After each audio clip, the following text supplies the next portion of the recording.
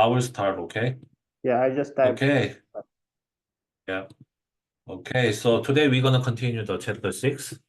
So today we're gonna start with how we can loading the binary data formats. So in Python, there is actually kind of a data format called the pickle, which is a quite interesting name, but it is a pickle. So the pickle data type. So there is actually command called the toPickle method.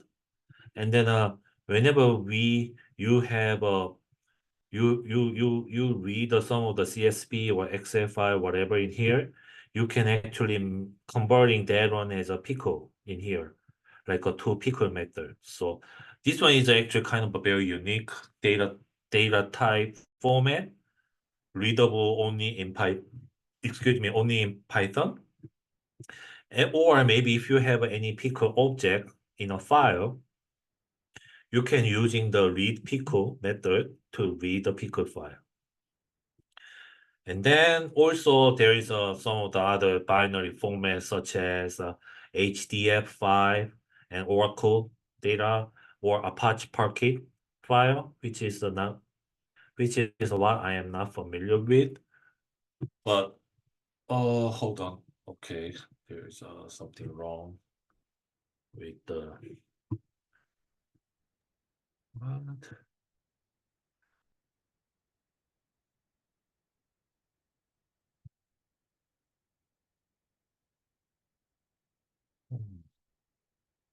My internet is not stable either. Oh, Okay. Just wait for a second. yeah. Okay. Don't worry. Yeah, don't worry.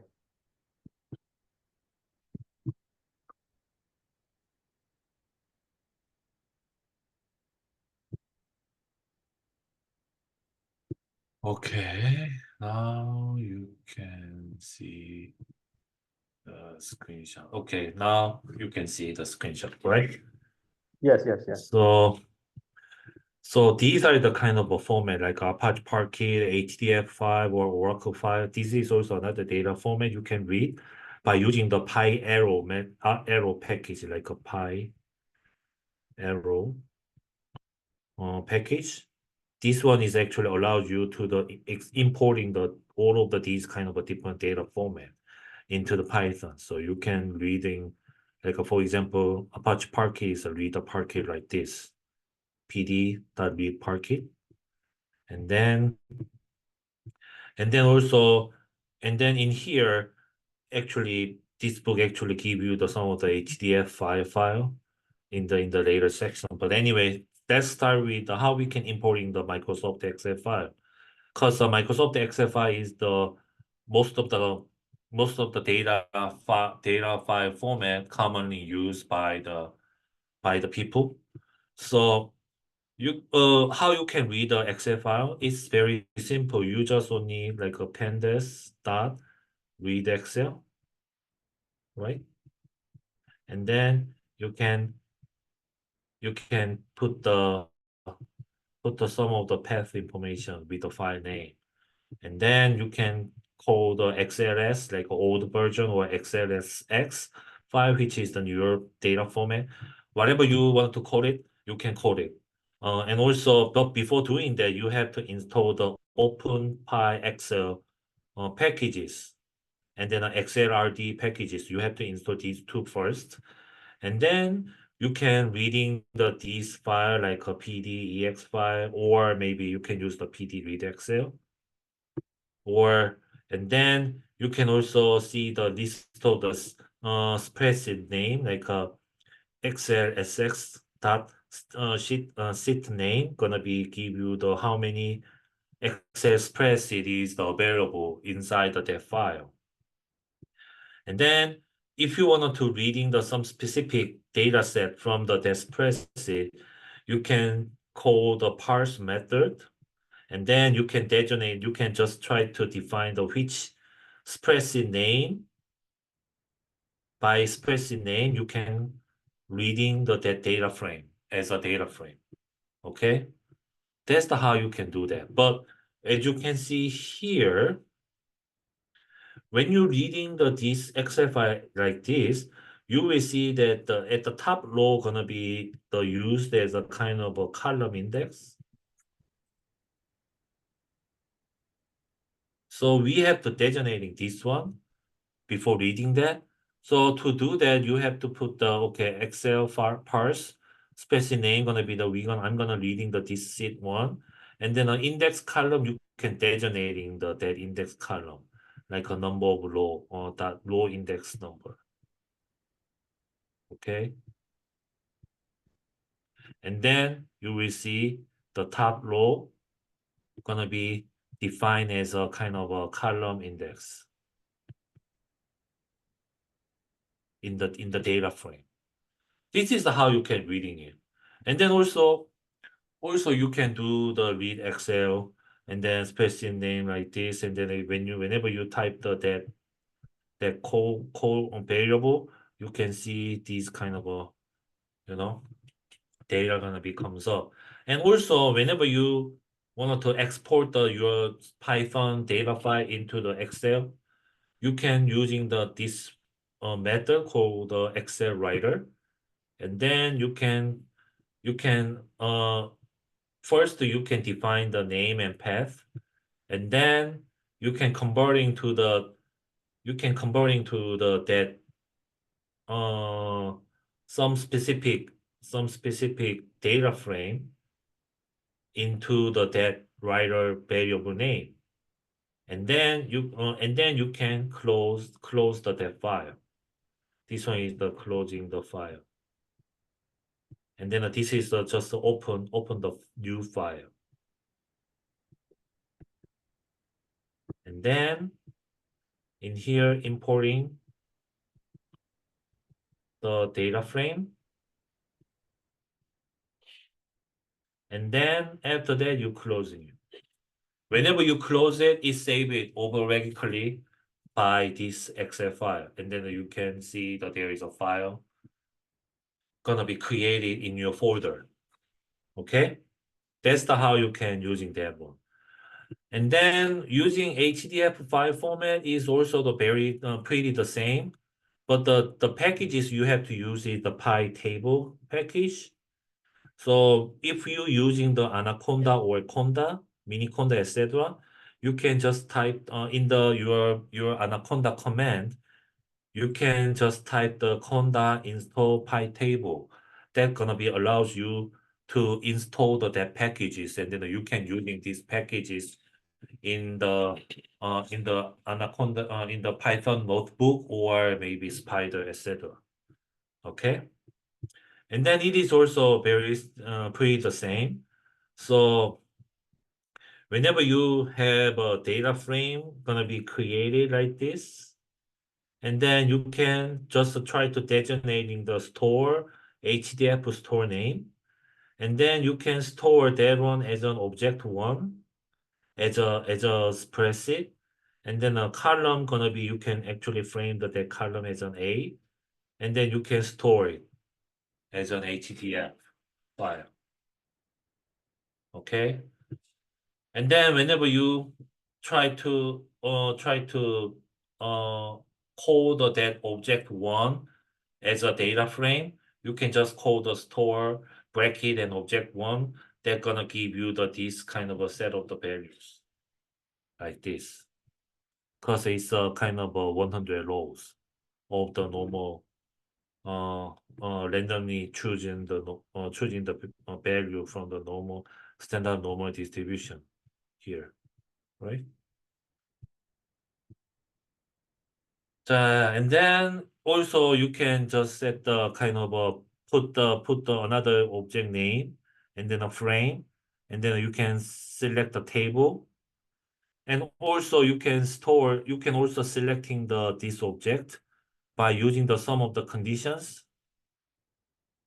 in here, and then it only shows you about the value that satisfy that kind of that conditions.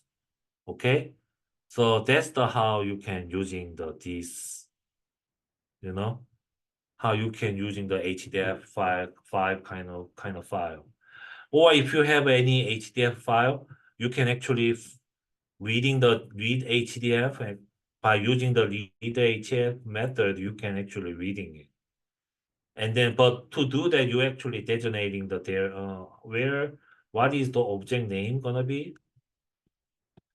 And then where is a kind of optional. This one is just kind of optional for you just only need to the reading the data that satisfy about these kind of conditions, right? And then in the first example is a kind of how you can converting this object in Python data frame object to the HDF file as a table, right? This is a 2 HDF, means it converting from the data frame to the HDF file, okay? All right, so that's the kind of thing. And then the 6.3 is about the web API. This one is more like a kind of by using the API, public API, you can also reading and exporting the data set from the web page. Mostly like a JSON or maybe GeoJSON, depending on your data frame type, data type. So this one is actually you can actually install the request package to do that, and then you can import in the request, and then you can put the URL that you would like to importing the data, and then request and get URL means just to get all of the information from that web page. And then wait for status means that it just a kind of this one is just kind of a checking the status, which means does the file did the file Python importing loading of this data successfully or not. So that is a kind of a checking kind of a method. So this one is just kind of a double checking about the data is what I expected, and the data is loaded correctly or not. Okay. And then you can actually see that the object JSON method, you can actually try to parse the JSON data like this. And then you have to checking on about what the JSON looks like. And then whenever you see their pattern, you can actually try to loading the then specific channel or tone channel or variable from by using that API web page dataset. Okay. Yeah. So any questions so far? Anything? Yeah, I think it's clear, yeah. Okay. So let's move on to the next one. Next one is the interacting the database, which is the more deal with about if you have any kind of a relational database, like a SQL-based relational data set, which means you have a lot of multiple data frame. And then each data frame share the sum of the ID identifier, like this. In that case, we can see that we can combine all of these three tables into the one big table for the better analysis. So this one actually represents about the relations between the tables. And then SQL gonna be allows you to combine or select or filtering out or manipulating the data set among these tables. Okay. And then in Python, we can using about the package called SQLite 3, which is also available as an open source software when you want to conduct into the SQL languages. for large data.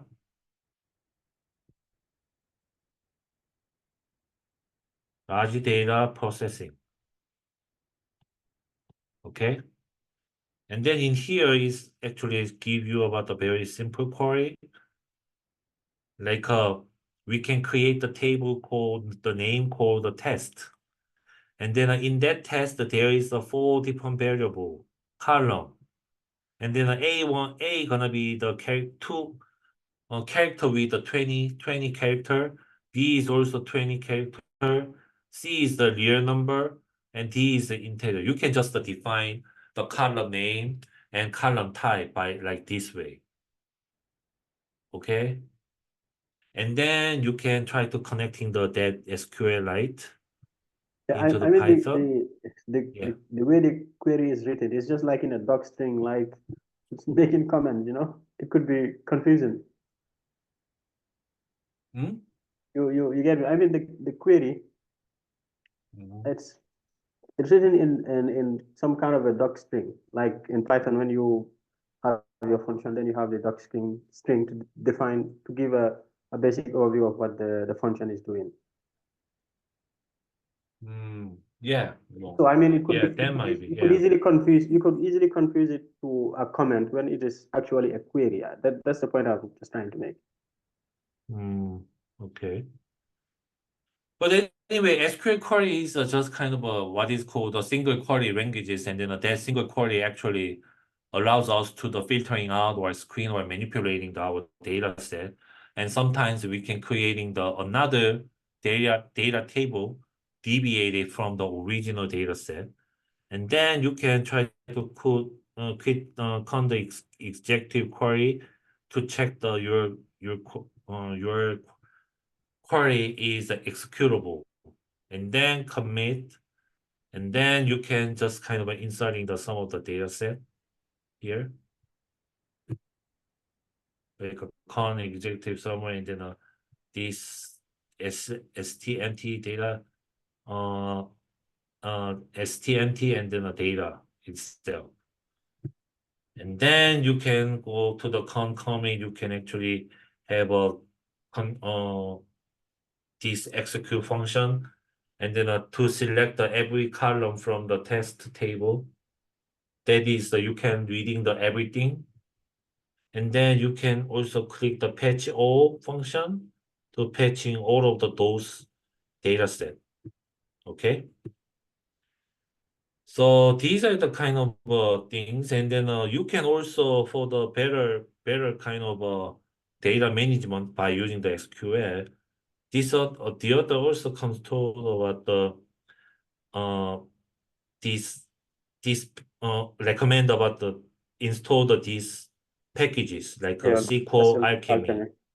Yeah. Yeah, this one is the another Python package that allows you to reading the SQL languages, and then by using that you can actually filtering out or manipulating the data set by using the SQL grammar or SQL language. Okay, and also reading the SQLite data set directly into R like this.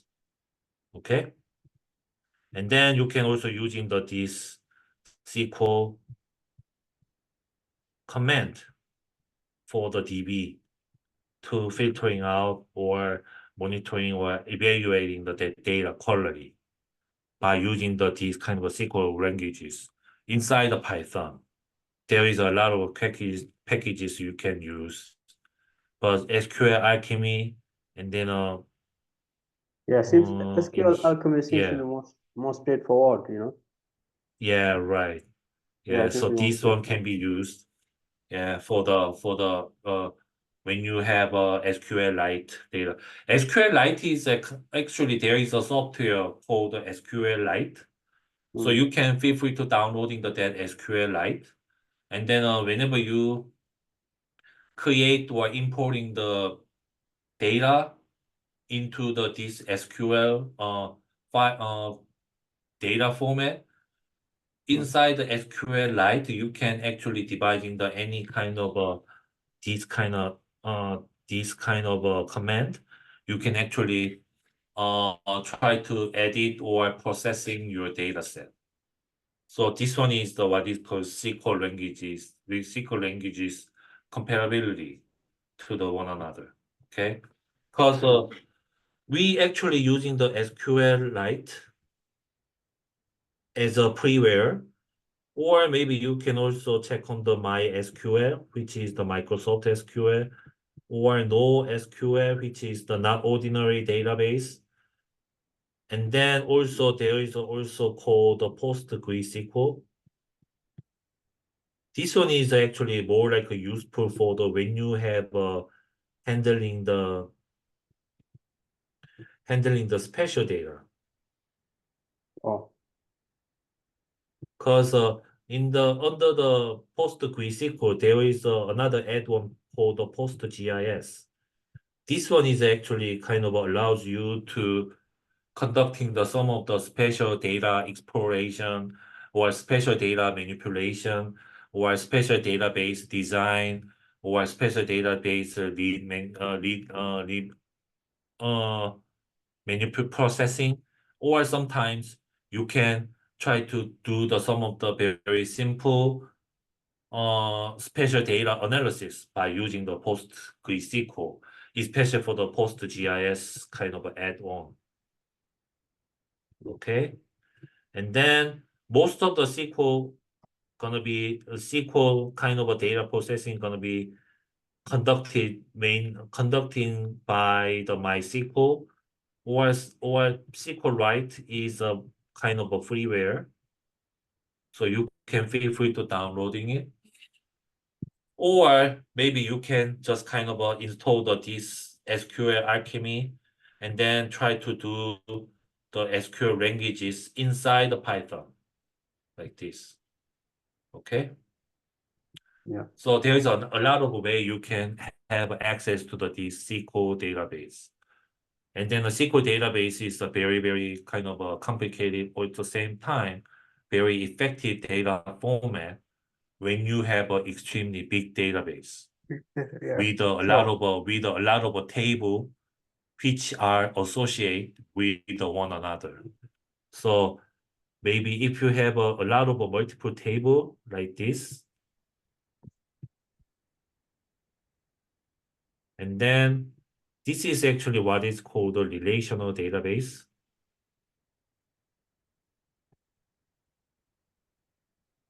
And then these table actually can be combined together by using the same ID. Okay. If each table has the same ID, that allows us to join these two together. We can join these two table by using that identifier column. Or same thing for like this, or maybe like this, or maybe if this one is also related to this like this. These kind of things gonna be make you to by combination of these kind of table, you can actually creating about the one big table for your analysis. And then these kind of a structure, database structure is defined as what is called a relational database. So SQLite is a very useful, or SQL languages is a very, very useful when you have this kind of a multiple table with some relationship with some that has some relationships with one another. Okay. So whenever you have a relational table, and then you want to manipulating or processing those table, you might thinking about using the SQL languages, or maybe you can using that SQL languages inside the R or Python, etc. Okay.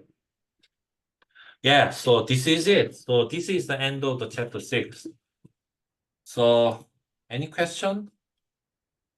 No, I think it's quite interesting. It's quite an interesting chapter. Yeah. Yeah, so I personally recommend you to try to look over to this kind of code. And then if you possible, maybe I'm recommend you to actually make the code. And then I'll try to actually see how it works, okay? That's the best way you can do. Maybe if you have a good data set, you wanted to using that, maybe you can just apply to this coding process into your when to handle or processing your data set. Okay. Yeah, sure, why Uh, not? Mm. okay, so this is it. And then next week we're gonna try to do the section 7, okay? Data cleaning and preparation. So we now learn about the NumPy and pandas.